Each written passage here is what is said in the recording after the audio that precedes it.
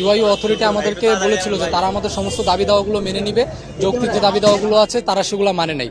এরই পরিপ্রেক্ষিতে পরবর্তীতে আমাদের এক মেয়ে স্টুডেন্টের বাবা মারা যাওয়ার ঘটনাকে কেন্দ্র করে আমরা ভার্সিটির যে অন্যায্য কিছু কার্যক্রমের কারণে ভার্সিটির বিরুদ্ধে আমরা পুনরায় আন্দোলন শুরু করি এবং পূর্বের দাবি দাওয়াগুলো যেগুলো তারা মেনে নেয়নি, যৌক্তিক দাবি আমাদের যেগুলো ছিল সেগুলোর ব্যাপারে আমরা কথা বলা শুরু করি। তারপরে ভিসি আমাদের আন্দোলনের কারণে পদত্যাগে বাধ্য হয়। সে পদত্যাগপত্রে আরও লিখে যে তাকে আমরা অবমাননাকর পরিস্থিতিতে ফেলে আমরা পদত্যাগ করিয়েছি, যেটা কোনোভাবেই সত্য নয়। পরবর্তীতে ডিসিপ্লিনারি কমিটি ভার্সিটিকে অনির্দিষ্টকালের জন্য বন্ধ ঘোষণা করে এবং আমাদের উপরে ডিসিপ্লিনারি অ্যাকশন নামক একটি প্রহসন চালু করে। এই প্রহসনের পরবর্তীতে আমাদের 26 জন ছাত্রকে অন্যায়ভাবে বহিষ্কার করা হয়, যার পরিপ্রেক্ষিতে আমাদের সমগ্র ইউনিভার্সিটি এর বিরুদ্ধে প্রতিবাদ করেছে এবং সমগ্র ইউনিভার্সিটি নতুন বাজার ব্লকেট ঘোষণা করেছে।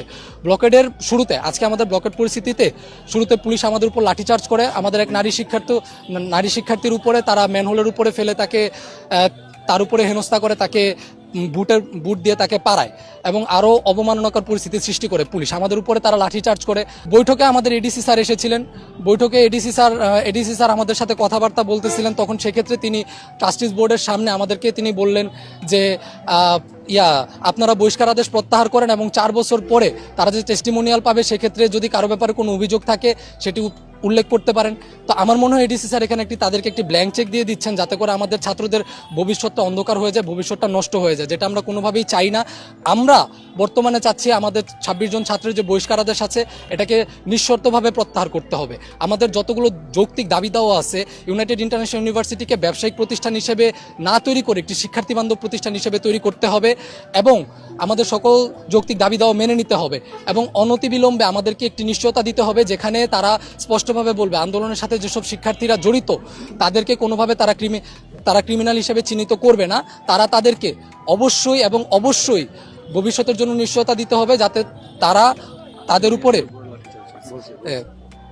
তাদের উপরে কোনো ধরনের হেনস্থা করবে না, সিজিপিএ থেকে শুরু করে অন্যান্য একাডেমিক কার্যক্রম বিহিত বা বিঘ্নিত করবে না বলে তাদেরকে এই মর্মে প্রতিশ্রুতি দিতে হবে। এবং আমাদের শান্তিপূর্ণ অবস্থানে যদি কেউ বাধা সৃষ্টি করে সেক্ষেত্রে আমি দেশবাসীর দৃষ্টি আকর্ষণ করব যে আমরা যেখানে শান্তিপূর্ণ অবস্থান করছি তাতে আপনারা আকুণ্ঠ সমর্থন দিন। আমাদের যৌক্তিক দাবি দাওয়াগুলো আপনারা দেখুন, আপনাদের কাছে যদি যৌক্তিক মনে হয় তাহলে আপনারা আমাদেরকে সমর্থন দিন। দেশবাসীর প্রতি আমার এই অনুরোধ থাকবে।